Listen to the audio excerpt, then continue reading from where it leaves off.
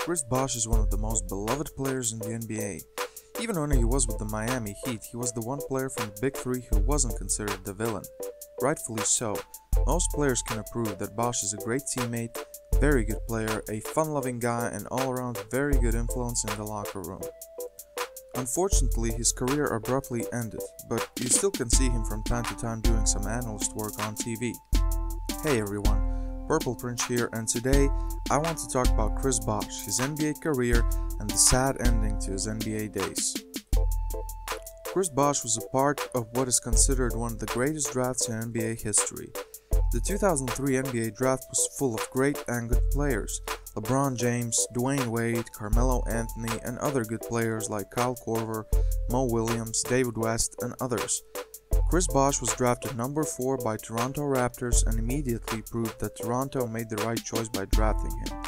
Even though Chris Bosh was picked before Dwayne Wade, who arguably is the better and more accomplished player of the two, Toronto still did good. Bosh ended his rookie season averaging 11.5 points and 7.4 rebounds per game.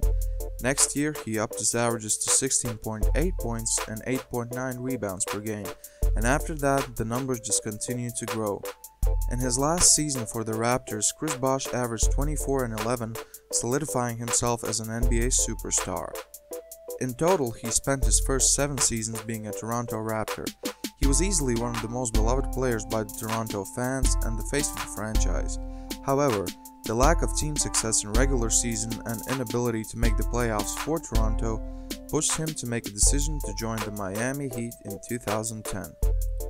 Oh, the summer of 2010, the time when we knew that we had the new team everyone besides Miami fans wanted to fail.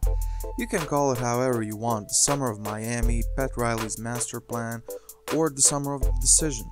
Anyway, the Big Three was formed when Bosh and LeBron James joined Dwayne Wade in Miami to form a team which was built to win championships. Already in their first year, the Big Three really brought Miami Heat to the finals, but lost to Dallas Mavericks in one of the biggest surprise finals ever. After the first go-round where the Miami Heat failed, next season they refocused and won the next 2 NBA championships in following years. In LeBron James' last season with Miami in 2014, they lost again in the finals to the San Antonio Spurs, and Miami Heat was up for a big makeover. LeBron James returned to Cleveland, and some key players like Shane Battier and Ray Allen retired. Dwayne Wade was starting to show his age, and the future in Miami was uncertain. There was a rumor that Chris Bosh could go back to Toronto or sign with Houston Rockets. However, after reviewing offers from other teams, Bosh re-signed with the Miami Heat for a max deal. The life without LeBron James wasn't so easy, and the success of the Miami Heat wasn't the same. Chris Bosh was doing his part. In the first 23 games of the season, he averaged 21.6 points and 8.2 rebounds. However, a strained calf put his season on pause for 2 weeks. Bosh also made the 2015 All-Star team, but right after the 2015 All-Star game, he was admitted to Miami Hospital for some lung tests. After some health tests on February 21, 2015, Chris Bosh was ruled out for the remainder of the season because of blood clots in one of his lungs. He was cleared by the doctors for the start of the 2015-2016 season, and he started his season with a bang, recording 21 points and 10 rebounds and a win for Miami Heat. He continued his high level of play and was even voted into the 2016 NBA All-Star game. He also was selected to compete in a 3-point contest but ended up withdrawing himself from both events. His health was once again an issue, and this time it was a blood clot in his leg.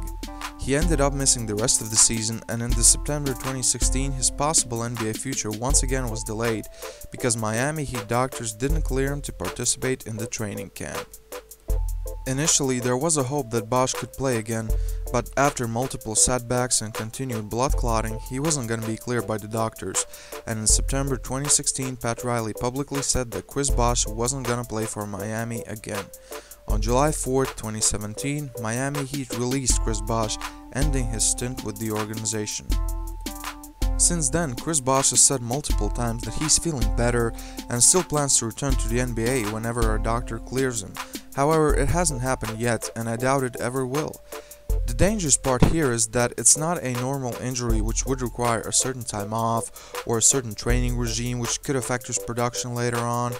Blood clots are unpredictable and possibly life-threatening, and this fact is the main reason why doctors still haven't cleared him to return, and I think they never will.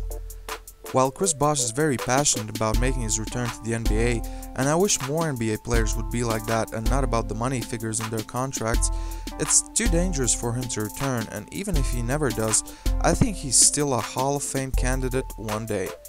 Chris Bosh is a 2-time NBA champion, 11-time All-Star, and an Olympic gold medalist.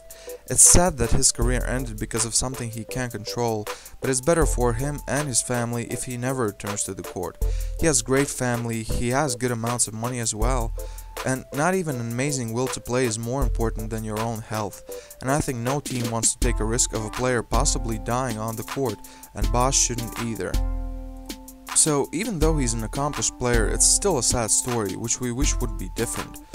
What do you think, guys? Will Chris Bosh ever come back to the NBA? Should he even try? Whatever your thought is, leave a comment below, like this video, and subscribe for future NBA content. I'm Purple Prince, and I'm out.